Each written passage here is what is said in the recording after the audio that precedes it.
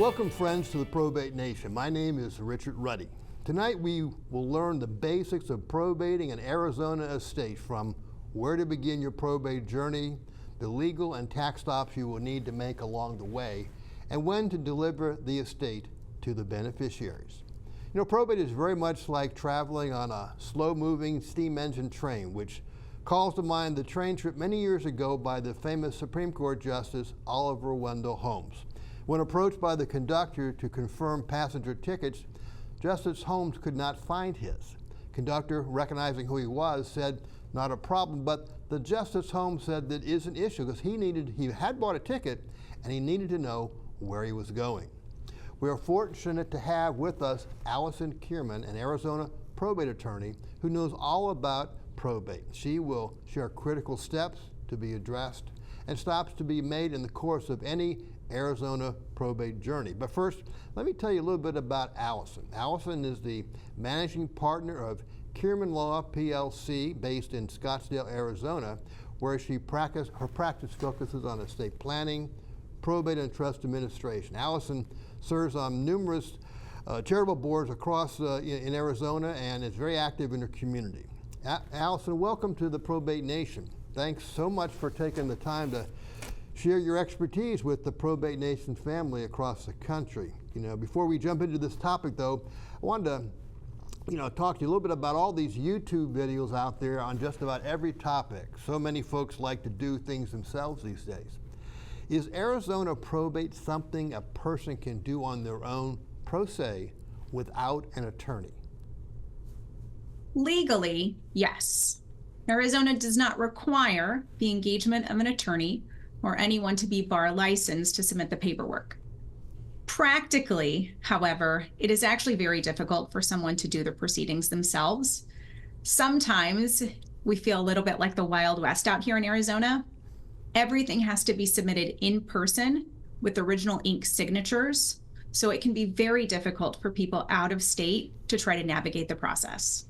Well, that's good to know as we jump into this particular topic. So let's go ahead and jump into this. I'm just taking a look at my notes as we get started here.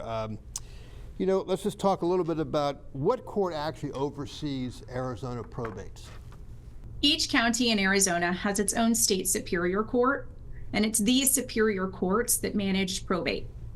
Some counties, our bigger counties, have their own probate judicial assignments, and it's very specific that you get a probate judge or a probate commissioner.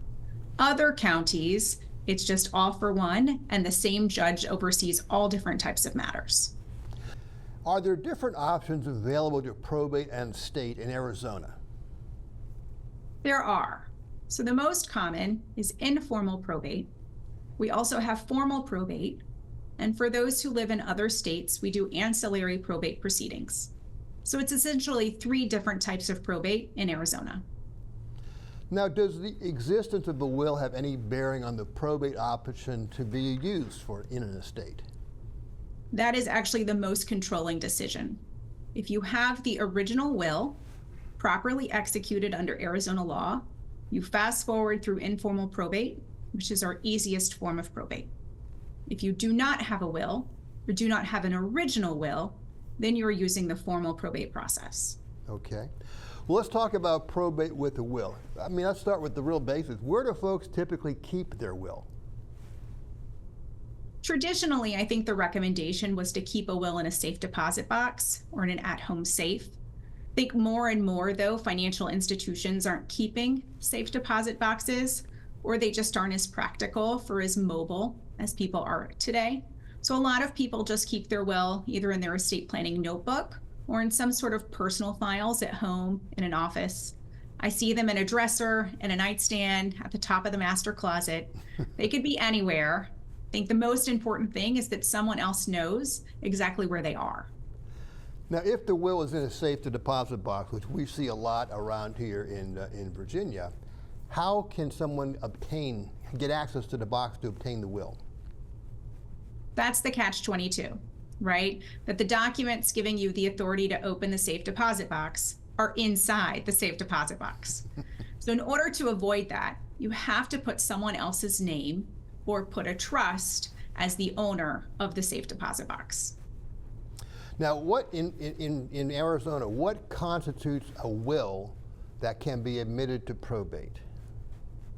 So a will has to be signed by the original maker.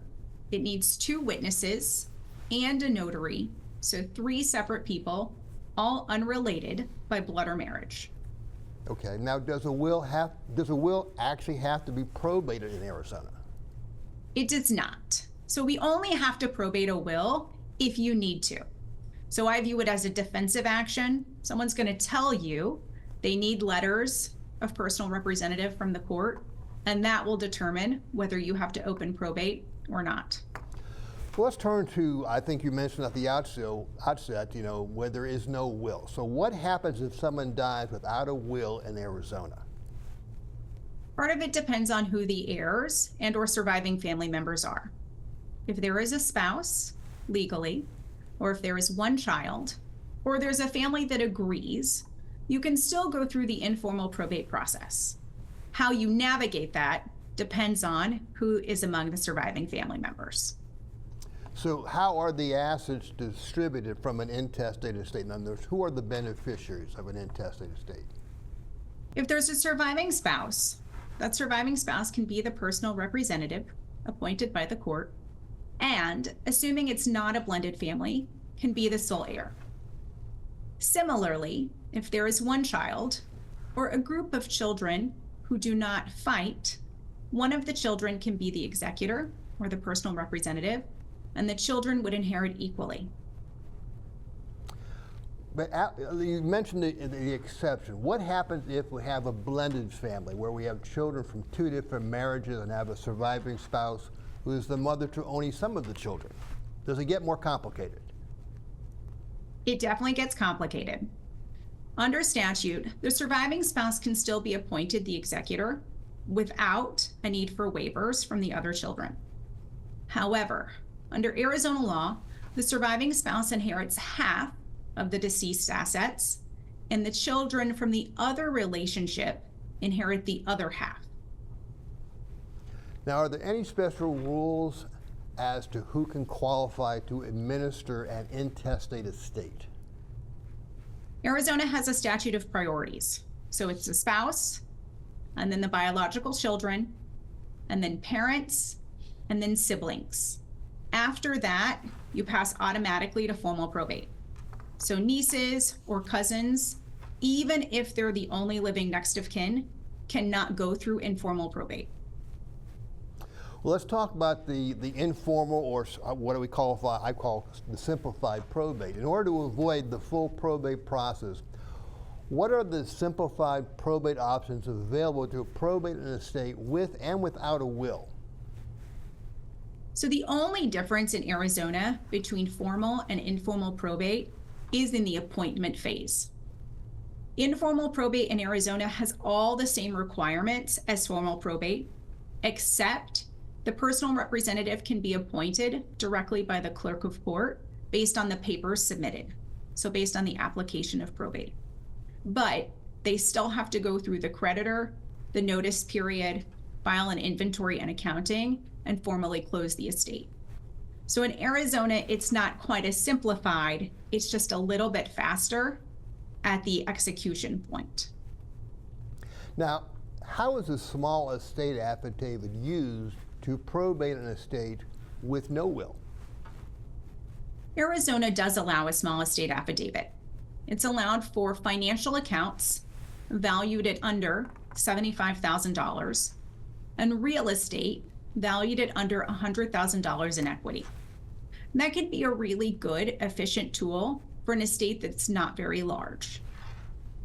Okay, let's turn now to the formal probate and talk a little bit about how that process goes. So if there is a will or no will to be probated and the estate does not qualify for a simplified probate, can you summarize the initial steps involved to start the probate of this estate? Starting probate, whether it's informal or formal, begins with very similar paperwork. You have to file information about the deceased and the personal representative. It sometimes seems intrusive. I have to ask people their height and weight. I explain I don't care, but the court does. So you file your information sheets, an application or a petition for appointment of personal representative, and to probate the will, if there is one. Those papers in formal probate go directly to a judge. You have to get assigned a judge, then you call and request a hearing date.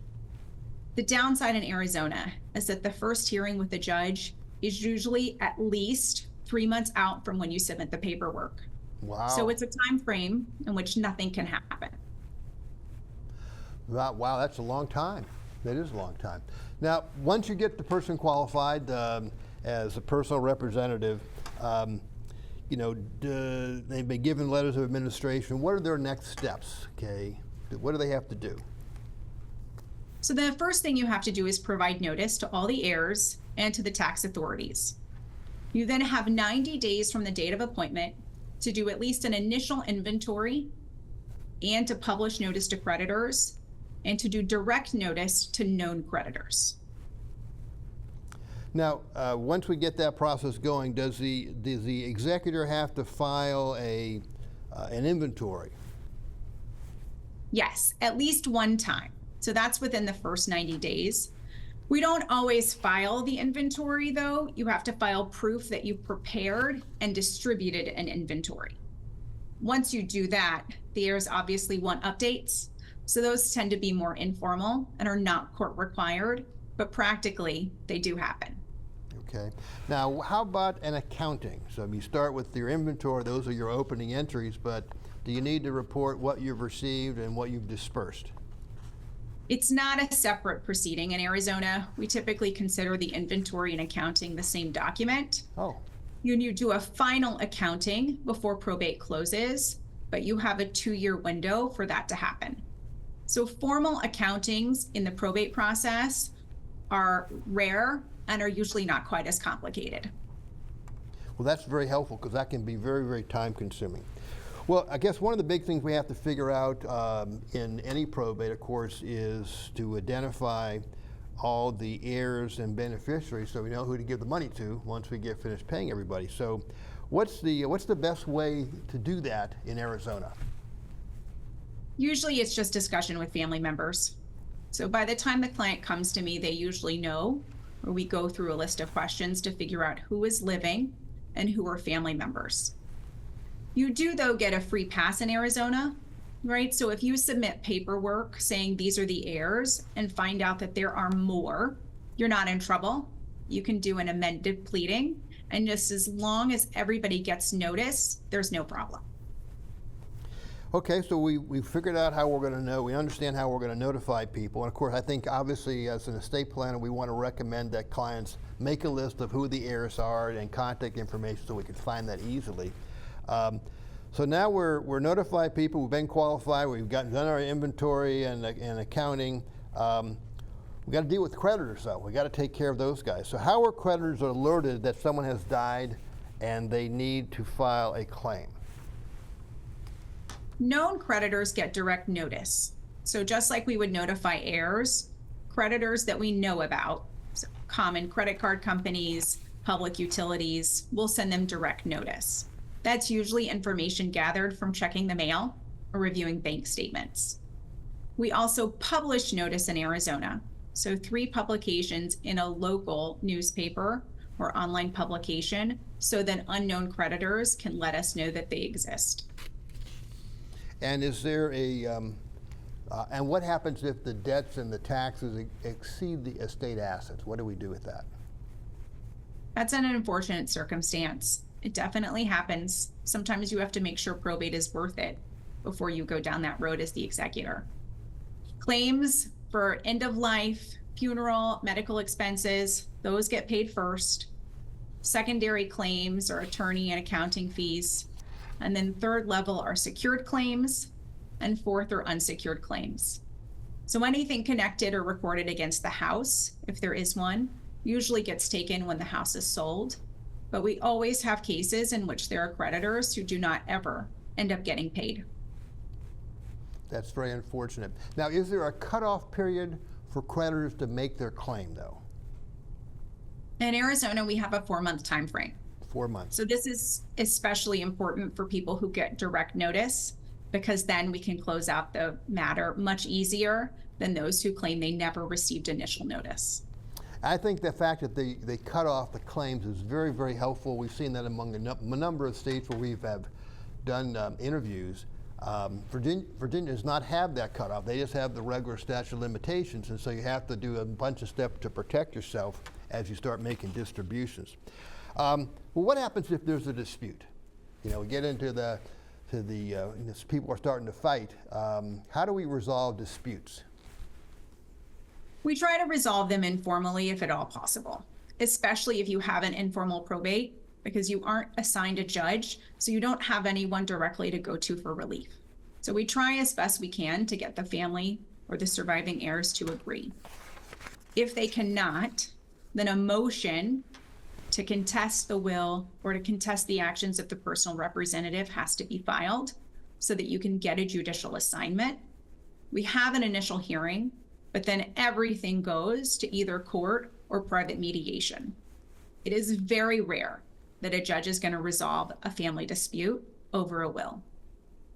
I think that's an excellent process because the actual litigation process is enormously expensive here in the metro area of DC.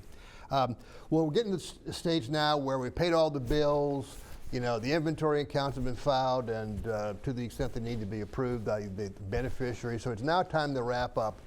What happens next? Sometimes nothing, right? So as I said before, you have 2 years really to open and close a probate. And there could be a very long time frame in which no action is taken. At some point, though, you have to do a final tax filing. It's typically the April following the passing of someone's life. So that, depending in the calendar year, that really determines how long the probate is open. If you handle the taxes quickly, you can close the probate quickly. But if you're waiting for a refund or have questions or back taxes weren't filed, that will really prolong matters. So then how long typically do most probates take in Arizona? Simple probates take 9 months. Again, probates that have disputes or issues with the taxing authorities will take 18 to 22. Okay. Let's talk a little bit about, we have a person that's been identified and qualified as a personal representative. What are the approved or permitted fees for their services as administrator? So Arizona does not have, like other states, a set guideline for either the attorney or the personal representative fees. So attorney fees are determined by the attorney you hire, and they vary, though not greatly, but it's not based on the assets of the estate. Okay. Similarly, personal representative fees are often not based on the assets in the estate. They're supposed to be fair and reasonable. Courts here interpret that as what you would make it work, so what your hourly rate would be, which does vary by person and profession, or an hourly rate chosen by the personal representative and not disputed by the other heirs. Is this something that would typically be addressed possibly in the actual will document itself in order to avoid any issues? The will can, yes, and should, though often wills in Arizona just say the fee can be selected by the personal representative as long as it's fair and reasonable. So I very rarely see a will that actually puts a monetary figure down for the fee. Okay. I guess the next thing is, what kind of records should someone keep in order to establish the right to a fiduciary fee, since it has to be fair and reasonable? I recommend that my clients keep an Excel file that sort of details time. How much time did you spend opening the matter, speaking with the attorney, paying the bills, cleaning out the house? So some sort of record so that we could do, if needed, an invoice to the estate for that time. Okay. Well, we have covered a lot of ground here.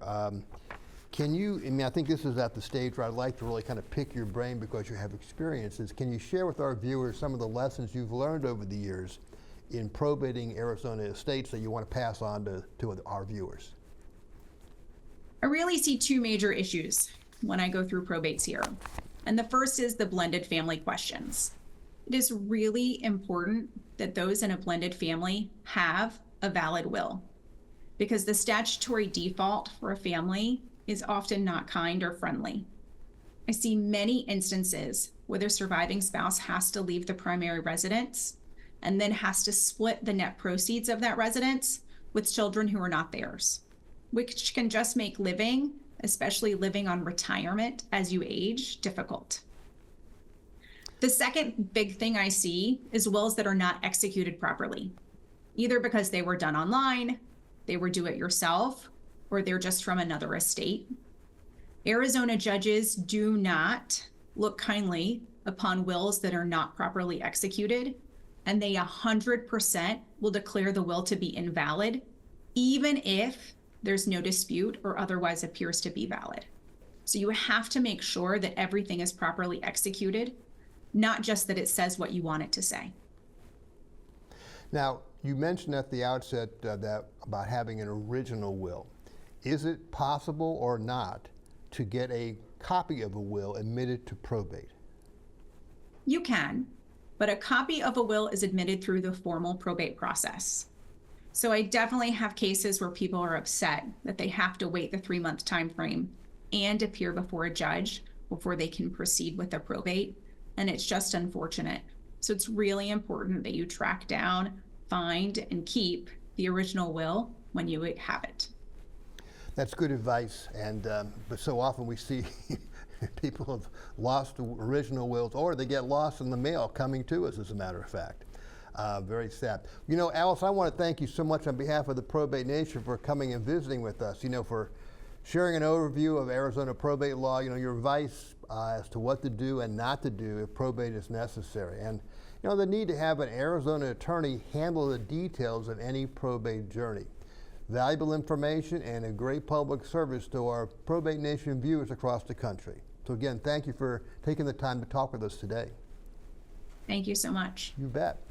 Without a doubt, folks, probate can be complicated and confusing. Tonight, Allison has given you an excellent introduction to the Arizona probate process, including steps to take and pitfalls to avoid. But I would be remiss if I did not note that there are many legal documents to be drafted, and as we learned this evening, Arizonans are not inclined to help pro se executors or administrators when filing these probate documents. So I encourage you to seek the advice of an Arizona attorney at the outset of your Arizona probate journey. Their guidance will help you avoid unnecessary work, delays, and additional fees and costs. This brings us to the conclusion of our show tonight. Hope you found it helpful. Replays can be viewed on the Probate Nation website and YouTube channel. And if you want to receive monthly probate tips, please sign up for the free Probate Nation newsletter at probatenationnews.com. Many thanks for tuning in. Until next time, I am Richard Ruddy, and this is the Probate Nation. Allison, if somebody moves to Arizona and takes up residence there, should they update their estate planning documents, their power of attorney, medical directive, will, revocable trust? They often should. I want to take a look at what the client currently has so we can make some smart decisions. More than anything, financial and medical powers of attorney are important for clients to update. Once you're incapacitated, it's too late. So while you want to have these documents reviewed. Most important is that the documents meet the Arizona signing requirements. So financial powers of attorney need 2 witnesses and a notary, and a medical power of attorney needs a notary. So sometimes perfectly valid documents from other states do not comply with Arizona's signing requirements and would not be accepted no matter what. Similarly with the will, people come to me with a will and they're like, I don't have any changes. But if it's not executed properly, it will not be accepted by a probate court, and that is the same as having no document at all. So for wills, we want 2 witnesses and also a notary. The trust, we really review the trust validity for tax provisions. Some clients come to me with 2 trusts. Arizona is a community property state. So most of my clients have 1 family trust, not 2 separate property trusts. So we go through the analysis of whether or not it makes sense to update the 2 separate trusts based on their funding, or if we really should dismantle the two trust system and consolidate everything into one family trust. It's a conversation. Some of it is work for the client, some of it's work for the attorney. So we want to make smart decisions about how best to handle your assets, make sure your requests and your assets distributed according to your wishes, and that when you pass, we don't have any problems.